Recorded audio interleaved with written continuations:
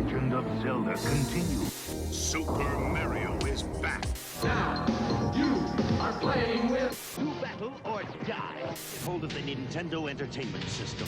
Nintendo Entertainment System. Nintendo Entertainment System. Now you're playing with power.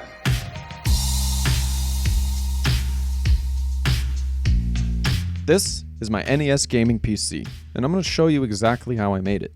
But first, I want to talk a little bit about the Nintendo Entertainment System. It was such a monumental device in home gaming. This is as big or bigger than anything the toy industry has ever seen.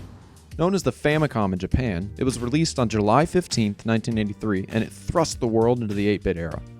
Although it wouldn't make its way to the North American market until October 18, 1985, it was already making way as the greatest video game system ever made. Nintendo redefined the meaning of a home video game console and changed the world of gaming forever.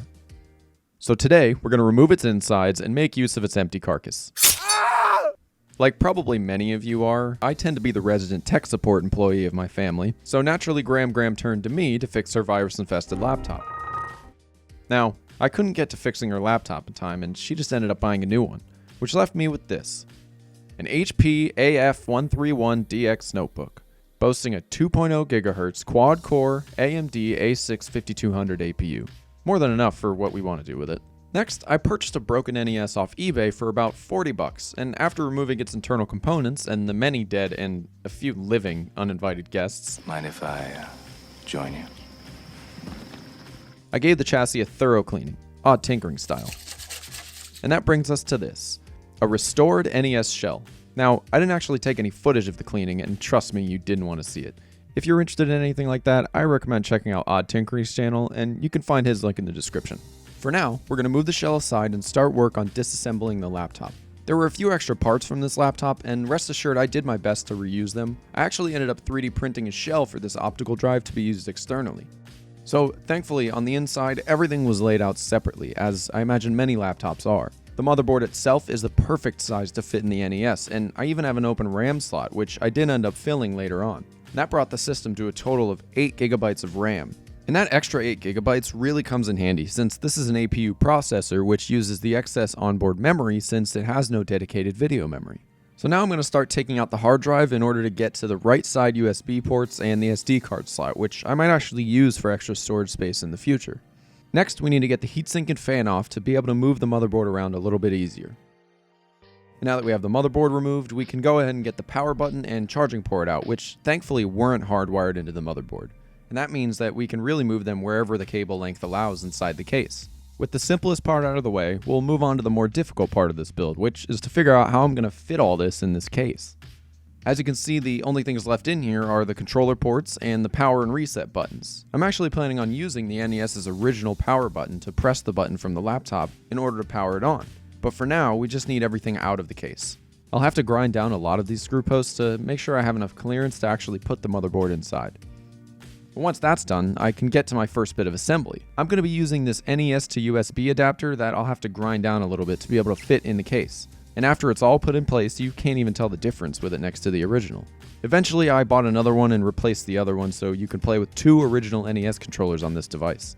After that was done, I had to rig up this crappy, ugly USB hub for the internal USB components like the NES ports. Then I have a much better looking USB hub for the controllers to be plugged into. I've also got this low-profile USB Bluetooth adapter that'll fit right into the motherboard's USB ports. So now that I have the adapter set up, we can go ahead and get the power button working. All that was really necessary for this was to hot glue it in place so that the Nintendo's power button would actually press it on the right spot on the laptop's power button. If those annoying Instagram DIY hack videos taught me anything, it's that hot glue is always your friend. Then we're going to go back and add the heatsink so I can get the motherboard test fitted and figure out the best way to get this fan in here. I recorded this a while ago, and I've made a ton of improvements to this device since then. One of which was taking this makeshift mounting device and replacing it with a 3D printed platform that looks and works a lot better. So for now, just please bear with the unfortunate way I set it up in this video. Now that I can see where the final position of the motherboard is going to be, we're going to put the laptop speakers in, just because. On further reflection, there's honestly no reason why I did this. It's pretty useless. Next, I could route the USB port / SD card reader under the motherboard, glue in the power adapter to the back, plug it in, and power it on for the first time. So I've got a custom version of Linux on here called Batocera, and that's going to run all my emulators. It's pretty similar to Recalbox or RetroPie if you're familiar with those. Let's go ahead and plug in the NES controller and check if that works, and we're good to go. So with that out of the way, we can go ahead and finish assembling our retro gaming PC. I'm going to make some little stands to prop up this USB hub for the controllers out of hot glue. After letting it dry, you can see how it'll raise up the USB ports to give it enough clearance in the front. So I'll just glue that into place and move on to plugging everything else in.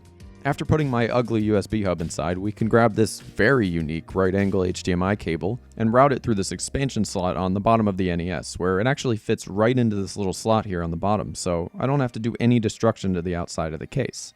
Eventually, I 3D printed a little mount for it to fit a little more snug in there. We'll put the Wi-Fi card back in, plug in the top USB hub, and finally bring this project to a close. Like I mentioned earlier, I went back and made some improvements, like adding some fans for more heat dissipation and airflow inside the case, as well as adding the second NES port. Some of these upgrades I actually did on my live stream on Twitch, where I stream stuff like this every once in a while, so go ahead and follow me over there if that interests you. I'd really appreciate it. I ended up being able to round this build out quite a bit by doing things like adding a headphone jack, adding more fans, and some Sugru to cable manage everything for a much cleaner appearance and allow for better airflow on the inside. If you made it this far, I just want to say thank you for watching, and I know that my skills aren't exactly great, but between the time I originally recorded this and now, I've actually learned quite a bit. If you have any questions about this build, please feel free to leave a comment and I'll do my best to answer. If you liked the video, please leave a like as well. It really helps my ego, and consider hitting that subscribe button.